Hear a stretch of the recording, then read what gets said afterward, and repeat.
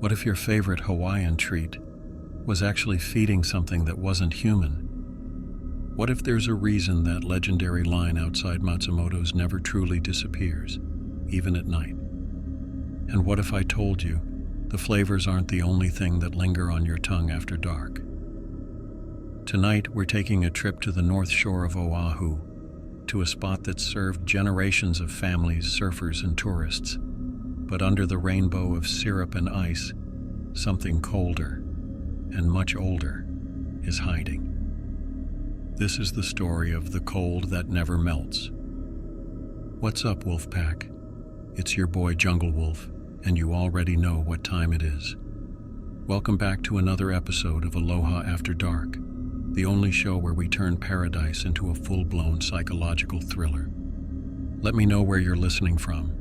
Is it Honolulu, Hilo, Hanalei, or are you tuning in from some spooky-ass Airbnb in Haleʻiwa with chickens screeching at 2 a.m.? Drop it in the comments, and don't forget, if you've ever been to Matsumoto Shave Ice, I want to hear your story, especially if something weird happened, something cold.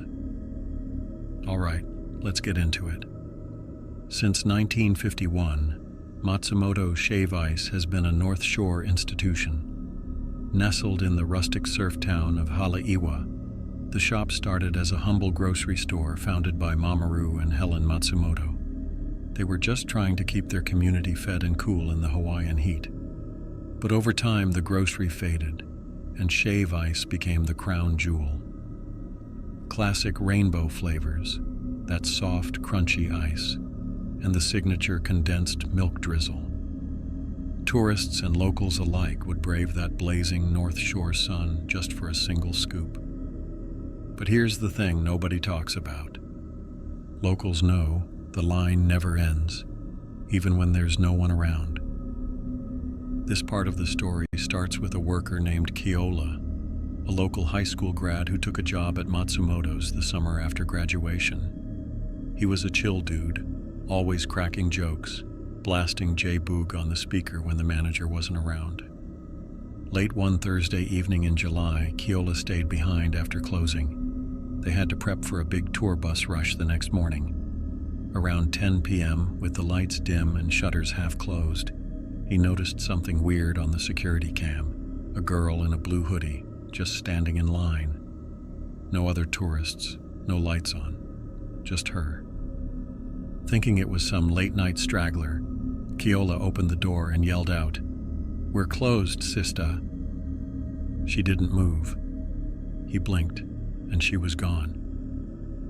The next morning, Keola joked about it to the staff. "Ghost customer," he laughed. But when the owner pulled the footage, there was nothing there. Over the next few weeks, more workers started noticing weird things. Ice that wouldn't melt, bowls that refroze themselves, flavors that bled outside the paper cups, not in colors, but in black, syrupy smears. One auntie who worked mornings, Auntie Malia in her 60s, had been there since the early 90s, said she refused to open anymore. "She's back," Malia muttered, folding her arms tight one day. "That girl, the one from 99. Everyone was like, "What?"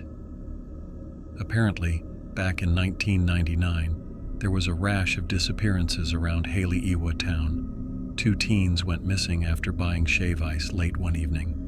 Their last known purchase? Lychee and bubble gum. And every time it happened, the freezer in the back would hum louder than usual, like something was alive in there. Keola started digging. He asked old-timers, checked the library microfiche, yes, that's still a thing at Wahiawa Library, and uncovered something chilling. Before Matsumoto's, before the grocery store, that land had once been the site of a cane-field chapel during the plantation days. Workers from Japan and the Philippines would hold secret ceremonies there to appease something in the earth, something called hikure, a cold spirit, a watcher of thirst, said to come when the moon was full and the night was humid. If not fed, it would whisper madness into your ears, drive you into the ocean, or worse, leave your body behind while something else wore your skin. The only offering it accepted? Cold, sweet ice mixed with the blood of the land. Last August, Keola went missing. One night, he just didn't come home. His car was still parked behind the shop, phone inside, shave ice machine still running. But what chilled everyone? A single blue hoodie was found draped over the counter, damp, sticky, and freezing cold. The surveillance footage, and this time, yes, there was footage, showed Keola serving someone, smiling, talking, laughing. But on the tape, the cup floats in midair.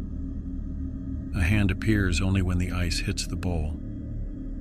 Then, nothing. The girl never shows up on screen, but the freezer door in the back opens on its own, and a shape crawls out. Matsumoto's closed for 3 days, reopened like nothing happened. But the regulars know.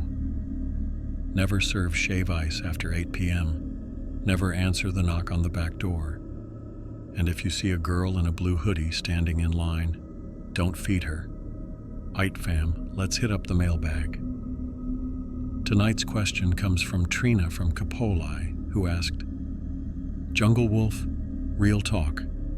Have you ever had something supernatural happen to you at a shave ice spot?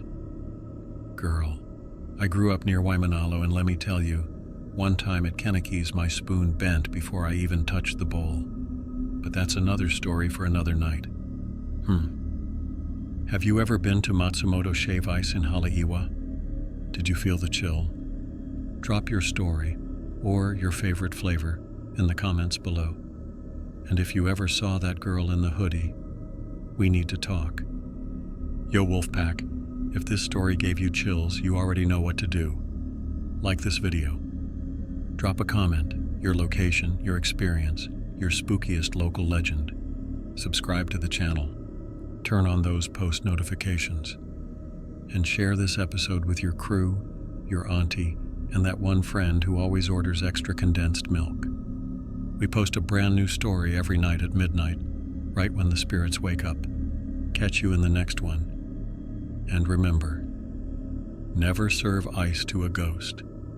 This is Aloha After Dark with Junglewolf, signing out.